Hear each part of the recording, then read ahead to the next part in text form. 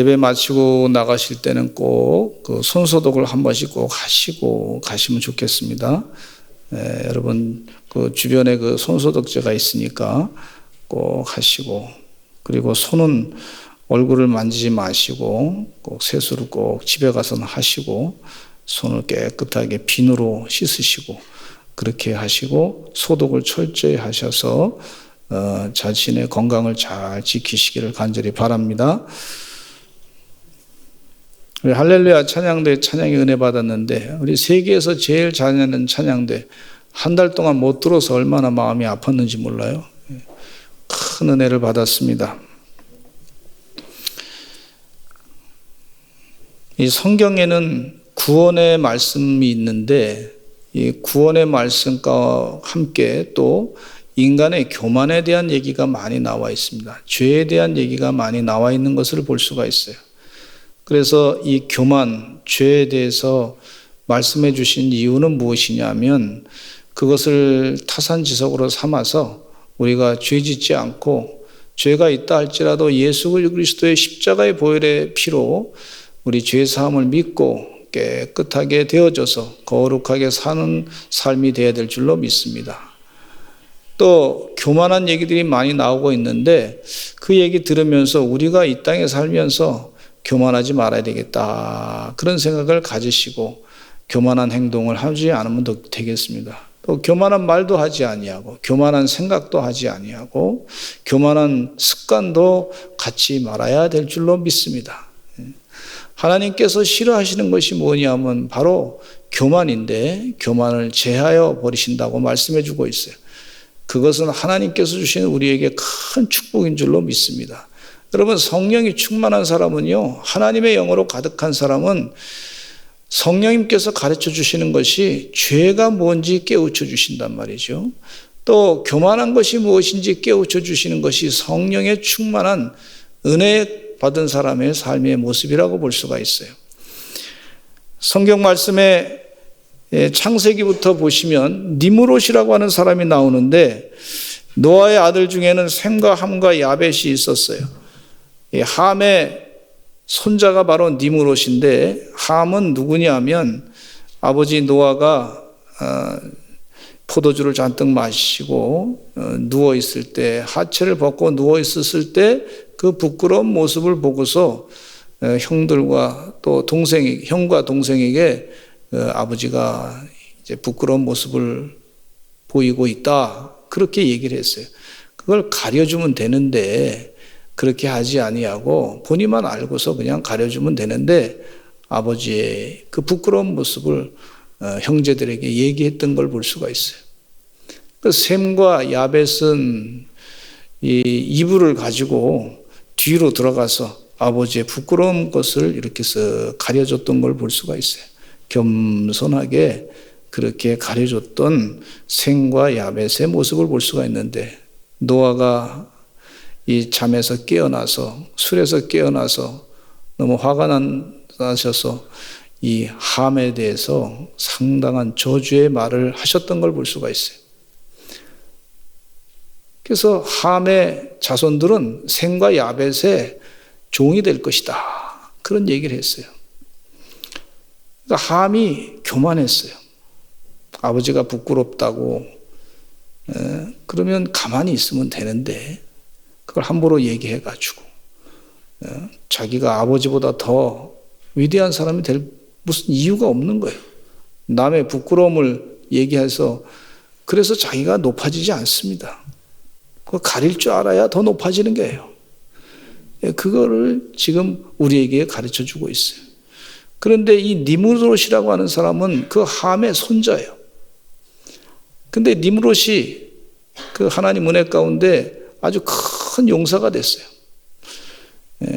셈과 야벳의 종이 될 줄 알았는데 큰 용사가 돼서 사람들의 얘기가, 용사 같은 사람을 니므롯 같은 사람이구나, 우리가 흔히 힘센 사람을 저 사람 삼손같이 힘세구나, 그렇게 얘기하듯이 그때 당시에는 니므롯같이 그 용사 같은 사람이구나, 그렇게 표현했단 말이죠. 그런 얘기를 들었던 니므롯이 이 시날 평지에서 바벨 지역의 왕이 됐어요. 왕이 됐는데 그때 당시에 이 벽돌을 굽는 기술이 발견돼 가지고 그전에는 성을 쌓을 때 집을 지을 때 돌로 다 이렇게 지었는데 벽돌을 집을 넣어 가지고 단단하게 만드는 기술을 만들어서 역청을 거기다 또 바르니까 더 단단해져 가지고 그래서 성을 크게 쌓자. 그리고 하나님 앞에 우리가 하나님처럼 되자. 우리 절대 큰 높은 곳을 세워가지고 우리 흩어지지 말자. 이렇게 얘기했던 걸 볼 수가 있어요. 그래서 하나님께서 그들을 심판하시기를 말을 다 흩어서 백성들을 다 흩어놨다 하는 내용이 있죠. 창세기 10장 9절로 10절 말씀 읽어보겠습니다. 시작. 그가 여호와 앞에서 용감한 사냥꾼이 되었으므로 속담에 이르기를 아문은 여호와 앞에 니므롯같이 용감한 사냥꾼이로다 하더라. 그의 나라는 시날 땅의 바벨과 에렉과 악각과 갈라에서 시작되었으며 이 왕이 됐어요. 니므롯이 잘 나가게 됐는데 교만한 마음이 들었어요. 그것도 이 벽돌을 굽는 기술, 문명이 좀 발전하는 것을 봤기 때문에 그래서 하나님으로부터 그 문명을 지혜를 얻어가지고 받았으면 하나님께 더 겸손해야 될 텐데 우리가 다 해보자 이런 마음을 갖고 있었다가 결국 하나님의 심판을 받았던 걸 볼 수가 있어요. 창세기 11장 3절 읽겠습니다. 시작. 서로 말하되 자 벽돌을 만들어 견고히 굽자 하고 이에 벽돌로 돌을 대신하며 역청으로 진흙을 대신하고 그랬어요. 그러면서 그 탑 꼭대기를 하늘에 높게 닿게 하고 우리 이름을 온 지면에 내자. 이렇게 얘기해요. 하나님의 영광을 드러내는 것이 아니라 자기 이름을 다 온 지면에 드러내자. 그렇게 해서 하나님의 심판을 받아 그 바벨 지역의 사람들이 다 흩어지게 되고 그 니므롯 왕은 이제 왕권을 다 잃게 된 것을 볼 수가 있어요. 교만 때문에 하나님의 심판을 받았습니다. 이스라엘 백성들은 이스라엘 왕들로 지배를 받게 됐는데 근데 이스라엘 왕들 가운데 다 교만한 모습을 보고 말았어요. 사울왕은 교만했습니다. 처음에는 사울왕이 사무엘 선지자로부터 기름 부음 받았을 때 하나님이 보실 때 그 사울왕이 참 베냐민 지파에서 겸손한 사람이 나타났다. 그 거룩한 존재로 하나님으로부터 칭찬받았던 그런 사람이었어요. 왕이 되고 난 다음에 이 사울왕은 항상 열등감이 있어가지고 베냐민 지파의 작은 지파의 사람이니까 다른 사람들이 나를 보면 좀 좋게 봐야 될 텐데 그렇게 생각하고 있었어요. 그래서 자기가 잡은 것이 뭐냐면 전쟁을 치르는 거예요. 전쟁을 치러가지고 전쟁에서 이기니까 그리고 전리품을 많이 백성들에게 갖다 주니까 그 백성들이 막 사울이 최고다 그러면서 박수를 쳐주는 거예요. 그러니까 그 마음에 우쭐해가지고요. 또 전쟁을 치르는데 블레셋 군대가 쳐들어왔을 때 이 전쟁을 치르기 위해서 백성들을 쫙 모았습니다. 그 모았을 때 사람들이 자꾸 흩어지는 것을 보면서 빨리 제사를 드리고 그리고 전쟁을 준비하고 전쟁을 다 이겨야 될 텐데 하는 그런 마음이 급해가지고요. 사무엘 선지자가 와서 제사를 드려야 될 텐데 사무엘 선지자가 늦게 오니까 급한 마음에 사울왕이 자기가 제사를 지내게 됐어요. 사무엘 선지자가 나중에 와서 보니까요. 이 큰 심각한 잘못된 일을 했단 말이죠. 그래서 사무엘 선지자가 기름을 부었단 말이에요. 사울왕에게 머리에 왕 되게끔. 그래서 왕이 됐는데 그 말은 이제 다 잊어버리고 이제 내가 이스라엘의 왕이 됐기 때문에 자기 마음대로 다 하는 것을 볼 수가 있어요. 그로 말미암아 하나님께서 그를 싫어서 버리게 됐다 하는 성경 말씀이 있습니다. 사울왕은 계속해서 그 하나님의 거룩한 뜻을 따라 살기보다는 자기의 욕심을 따라서 내가 전쟁에서 이겨가지고 인기를 더 얻어야 되겠다 생각하고 계속해서 전쟁을 치르다가 결국 전쟁통에 자기도 죽고 세 아들도 죽음을 당하게 되고 그 사울 왕과 그 집안은 다 멸절의 길로 가게 된 것을 볼 수가 있어요. 이거 교만입니다. 교만 때문에 얻어진 거라고 볼 수가 있어요. 블레셋의 장수 골리앗은요, 전쟁에 능했던 사람이었습니다. 어린 시절부터 전쟁 연습을 하였던 거인 골리앗이었어요. 그런 골리앗이 전쟁에서 패하게 됐는데 그 전쟁에서 패한 것 가운데는 교만 때문에 그렇습니다. 교만.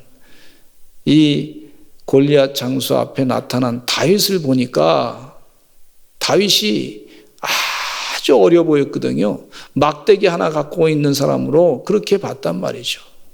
한번 성경 말씀 읽어보겠습니다.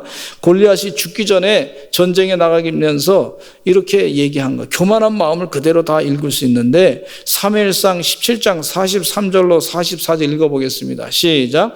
블레셋 사람이 다윗에게 이르되 네가 나를 개로 여기고 막대기를 가지고 내게 나왔느냐 하고 그의 신들의 이름으로 다윗을 저주하고 그 블레셋 사람이 또 다윗에게 이르되 내게로 오라 내가 내 살을 공중의 새들과 들짐승들에게 주리라 하는지라 그랬어요. 지금 골리앗 장수가 이 다윗을 볼 때 막대기 하나 가지고 들고 온 것으로 봤단 말이죠. 그 전에 어렸을 때부터 자기가 전쟁 연습을 많이 했습니다. 창을 쓸고 칼을 쓰고 활도 쓰고 뭐 각종 군사 작전도 다 배웠던 사람이 다윗이 하나 나왔는데 보니까 막대기 하나 들고 있는 걸로 본 거예요. 교만한 마음 때문에 다윗이 어렸을 때부터 양을 치던 목동으로서 양치던 그 실력, 그것은 보지 못했어요. 만약에 그걸 다 골리앗이 봤더라면 아마 그렇게 개로 여겼느냐 그러면서 막대기 하나로 보지 않았을 거예요. 다윗은 어렸을 때부터 양들을 지키기 위해서 돌팔매 연습을 했습니다. 그거 가지고 사자를 물리쳤습니다. 그거 가지고 곰을 물리쳤습니다. 그거 가지고 각종 맹수를 물리쳤어요. 그리고 양들을 보호했어요. 어린 시대부터 다윗은 그런 실력을 키웠습니다. 또 그 마음 가운데 하나님에 대한 믿음이 있었어요.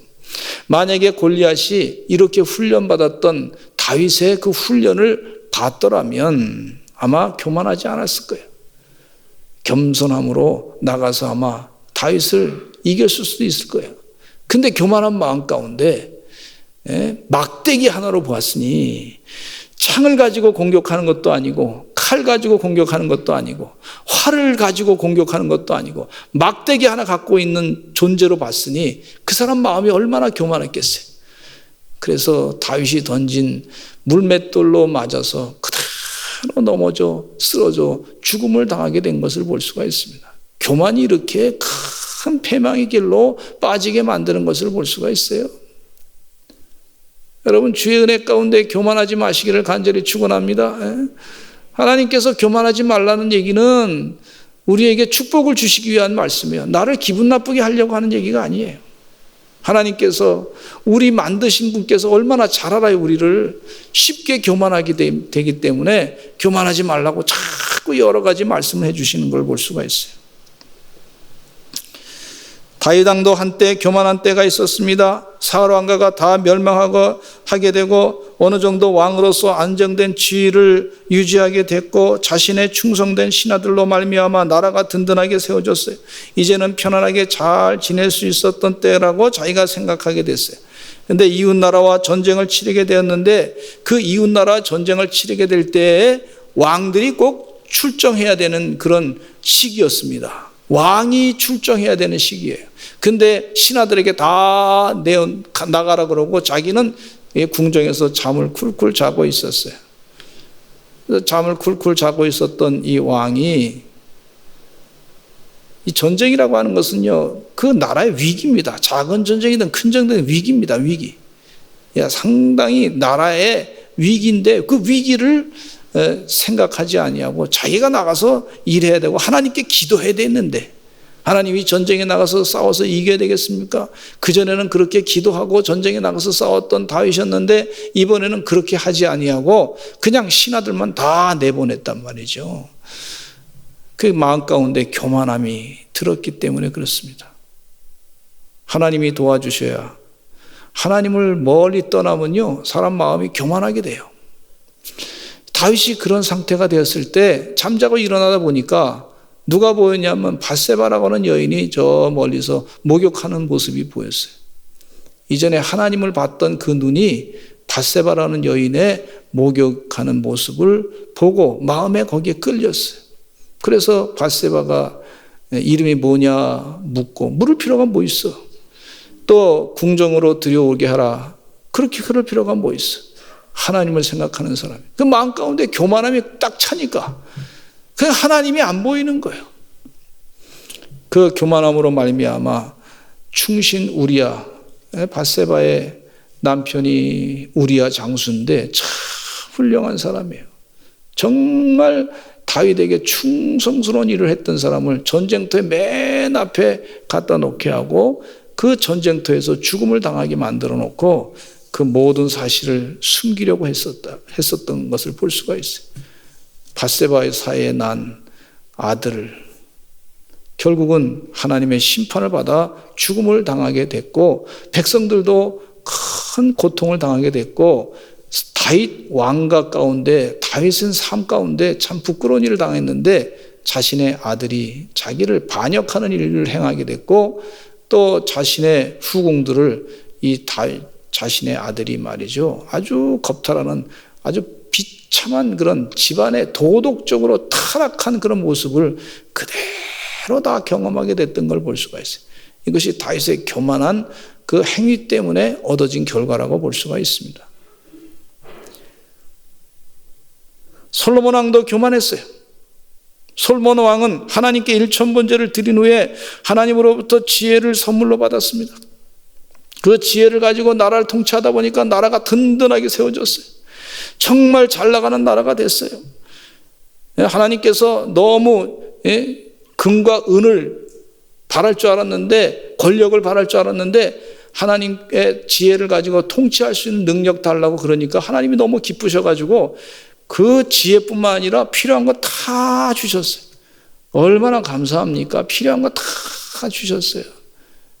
그럼 그거 가지고 하나님께 영광 돌려야 되는데 그렇게 하지 못하고 결국은 시바 여왕이까지 와서 먼 나라에서 와서 그 솔로몬의 지혜를 보기 위해서 왔다가 이제 그 솔로몬 왕이 점점 교만해져 가지고 나이 들어서는요 이제 하나님을 버리고 이방 사람들과 같이 정략 결혼했는데 그 이방 공주들과 같이 결혼해 살게 됐는데 뭐 한 3,000명까지 살았다 그러니까 얼마나 참 힘들었을까 생각해요. 저는 한 분 모시는 것도 참 어려워요, 여러분. 정말 어렵습니다. 그런데 3,000명 모셨으니까 머리가 다 빠졌을 거라 생각합니다. 이빨도 다 빠졌을 거라 생각해요. 힘들어가지고.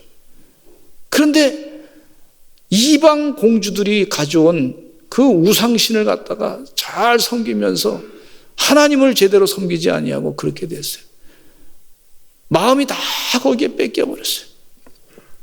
그래서 교만하게 됐어요. 하나님을 놓치니까 다 사람이 교만하게 됐어요. 한번 열왕기상 11장 2절과 4절 읽겠습니다. 시작. 여호와께서 일찍이 이 여러 백성에 대하여 이스라엘 자손에게 말씀하시기를 너희는 그들과 서로 통혼하지 말며 그들도 너희와 서로 통혼하게 하지 말라. 그들이 반드시 너희의 마음을 돌려 그들의 신들을 따르게 하리라 하셨으나 솔로몬이 그들을 사랑하셨더라. 솔로몬의 나이가 많을 때에 그의 여인들이 그의 마음을 돌려 다른 신들을 따르게 하였으므로 왕의 마음이 그의 아버지 다윗의 마음과 같지 아니하여 그의 하나님 여호와 앞에 온전하지 못하였으니 하나님의 사랑을 받았는데도 불구하고 하나님을 섬기지 아니하고 이방 신들을 섬기게 되는 그런 불행한 일을 불행을 행한 것을 볼 수가 있어요. 이건 교만 때문에 그렇습니다. 그런데 이 성경 말씀을 제가 여러 번 말씀했어요. 주의 은혜 가운데 여러 번 말씀드린 이유는 우리 생활이 바뀌어지기를 간절히 바라서 드리는 말씀입니다. 하나님 말씀을 듣고 그 말씀대로 행하면요 그게 그 사람에게는 복이 되는 거예요. 하나님이 그냥 주시는 말씀이 아니에요. 복 주시려고 하는 말씀이에요.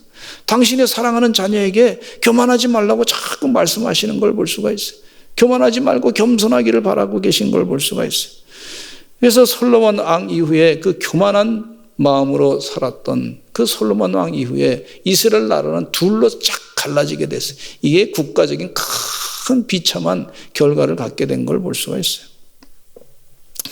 예루살렘의 멸망을 예언하는 이사야 예언서에는요, 이 교만에 대해서 잘 말씀해 주고 계시는데, 이사야 3장 5절을 읽겠습니다. 시작.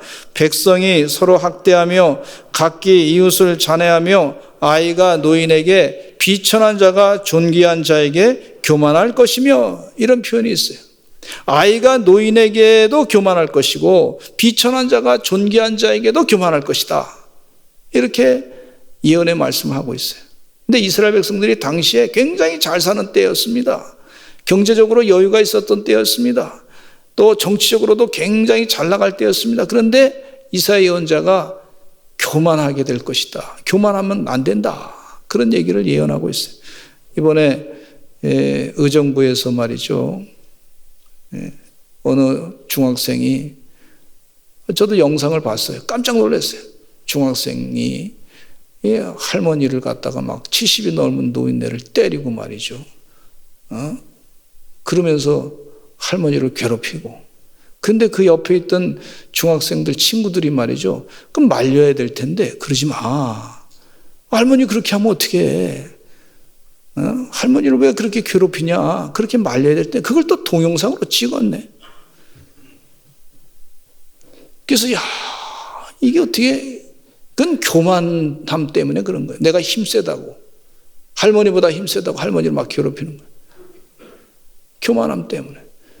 제가 그거 보면서 야, 이 학생들이 뭘 배웠길래 그러나?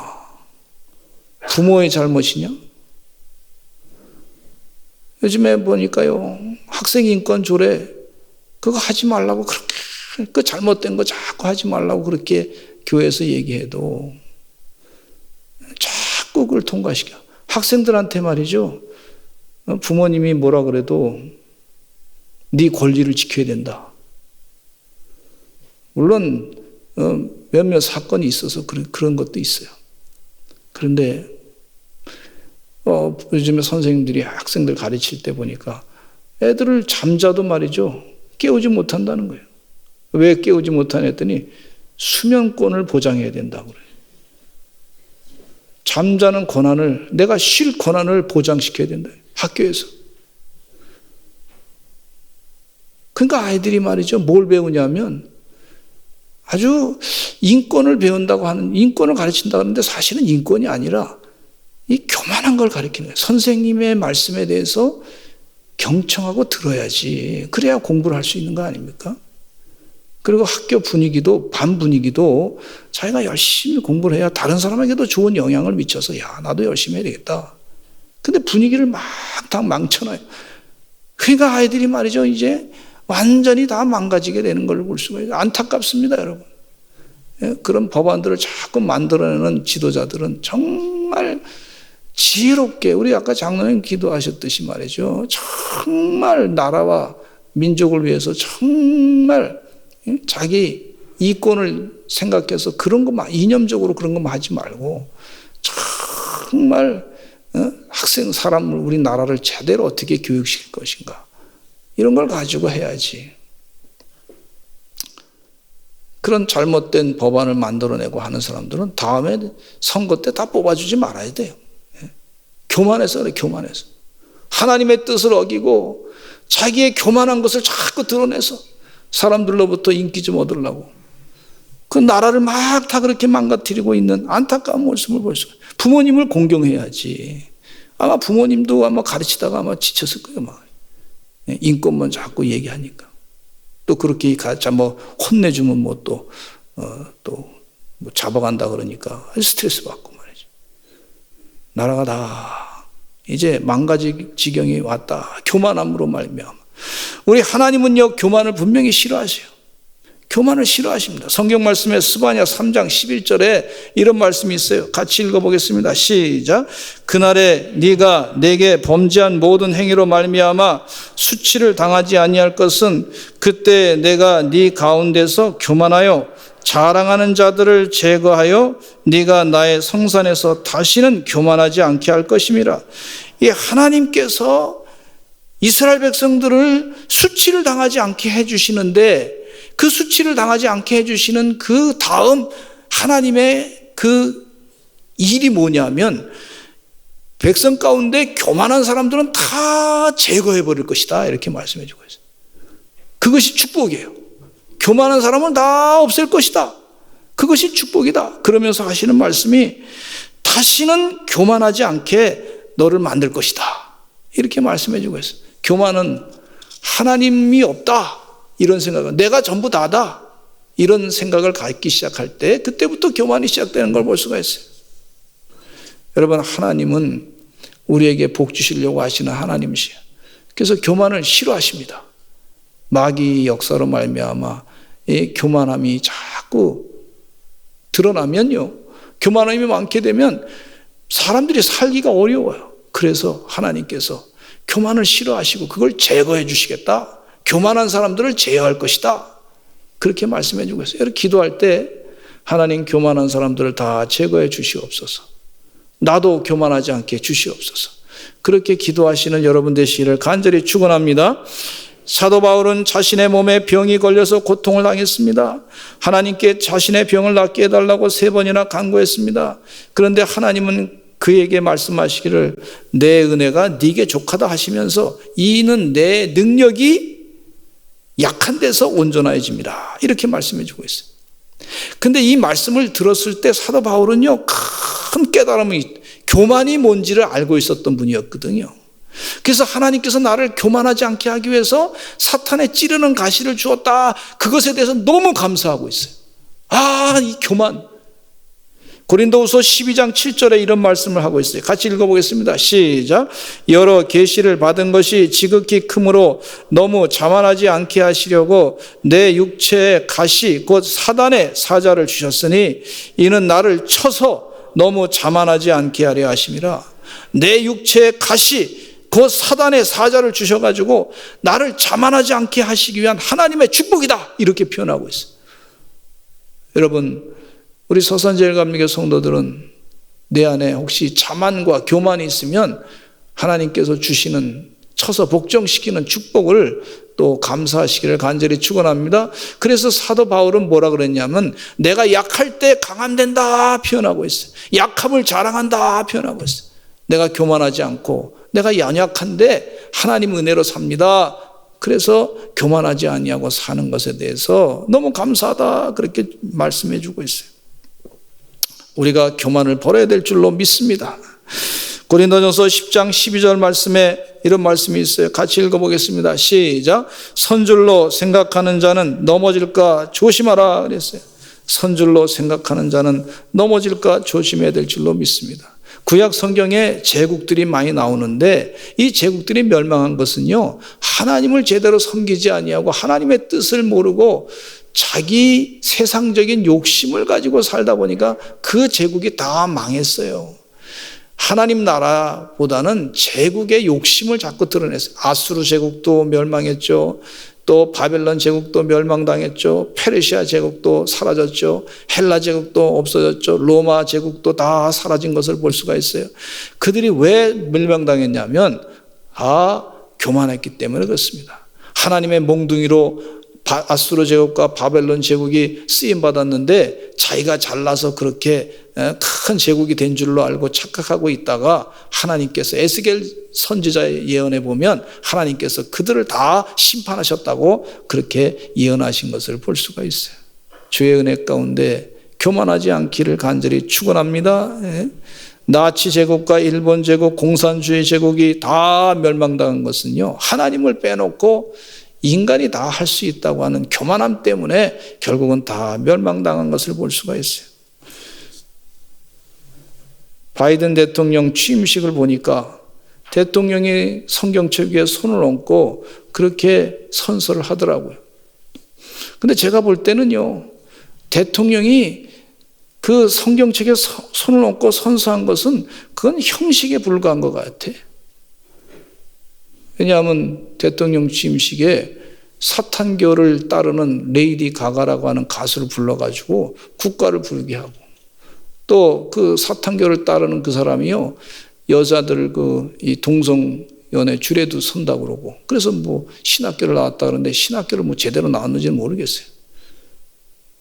그리고 바이든 대통령도 성경책에 손을 얹고 선서했는데 동성애자들을 또 줄에도 서주고, 성경 말씀에 이 동성애는 죄라고 분명히 말씀했는데 말로는 난 성경책 위에 선서한다 그러놓고, 그리고 마음으로는 하나님의 뜻을 다 잊어버리고 내 멋대로 하는 거예요.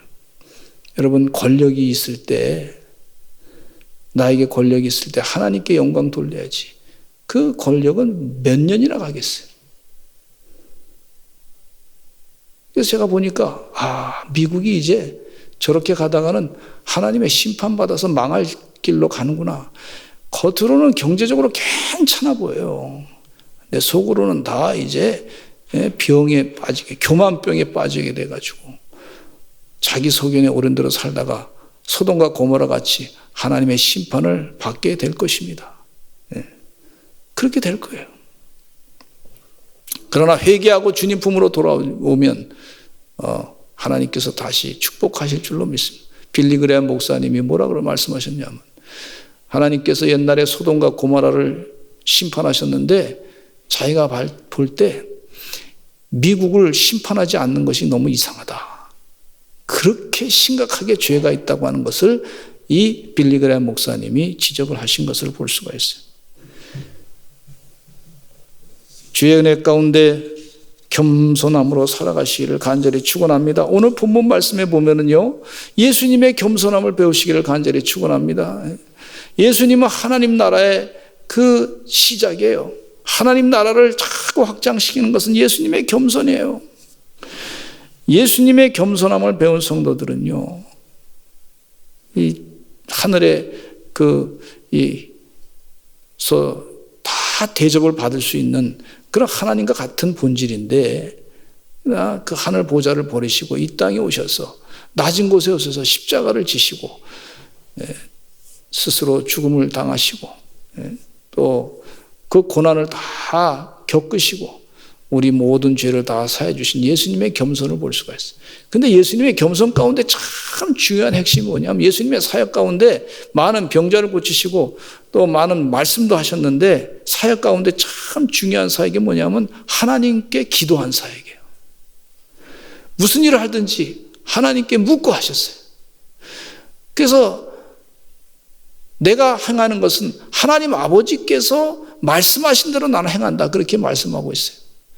그리고 예수님께서 겟세마네 성전에서 기도하실 때 마지막 기도가 뭐냐면 이런 기도를 하셨어요. 아버지, 내 뜻대로 마옵시고 하나님 아버지의 원대로 하옵소서. 그러니까 하나님 앞에 철저하게 겸손하게 그 사역을 감당하셨던 예수님이십니다. 여러분, 주의 은혜 가운데 늘 겸손함으로 기도하시는 우리 서산제일감리교 성도들 되시기를 간절히 축원합니다. 교만을 내려놓고 겸손함으로 살아가시는, 근데 교만한 마음 가운데 마귀가 꼭 들어오는 역사가 있어요. 마귀가 예수님에게 시험할 때도요, 예수님에게 교만함을 자꾸 조장시키는 걸 볼 수가 있어요. 돌이 떡이 되게 하라. 예수님께서요, 돌이 떡이 되게 하는 능력이 없으신 분이 아니에요. 예수님의 마음 가운데 그 능력을 한번 네가 행해봐라, 내 앞에서. 그 비아냥거리면서 공격하는 걸 볼 수가 있어요. 또 예수님을 성전에 올려놓고서 거기서 뛰어내려봐라. 또 만국을 보여주면서 큰 산에서 나에게 절하라, 이렇게 얘기하고, 그러면 내가 모든 거 다 주겠다. 예수님이 다 받을 수 있는 능력이 다 있으신 분이에요. 자꾸 그를 시험하는 걸 볼 수가 있어요. 능력을 한번 보여줘봐라. 교만을 계속 공격하고 있어요. 여러분, 예수 믿으면서 성령 충만하셔서 마귀가 나를 어떻게 교만하게끔 하는지 영적으로 늘 깨어야 될 줄로 믿습니다. 깨어서 교만한 마음에서부터 나를 내려놓고 겸손함으로 바꾸시는 하나님의 종들이 되시기를 간절히 축원합니다. 좀 많이 배웠어. 경제적으로 좀 여유가 있어. 좀 다른 사람보다 좀 나아 보여. 근데 그런 비교의식 가운데 빠져가지고 쉽게 교만할 수가 있어요, 사람이. 그러나 하나님 앞에서 늘 내가 하나님 앞에 내가 질그릇 같은 존재구나. 겸손함으로 살아가시기를 간절히 축원합니다. 사도 바울이 이런 얘기를 하고 있습니다. 고린도전서 9장 27절에 이렇게 얘기하고 있어요. 같이 한번 읽어보겠습니다. 시작. 내가 내 몸을 쳐 복종하게 함은 내가 남에게 전파한 후에 자신이 도리어 버림을 당할까 두려워함이로다 그랬어요. 나의 몸을 쳐서 복종시킨다 그랬어요. 여러분 자기 몸을 쳐서 한번 복종시켜 보시기 바랍니다. 내 교만을 꺾으려고 한번 애써 보시기를 간절히 축원합니다. 주님이 도와주실 줄로 믿습니다.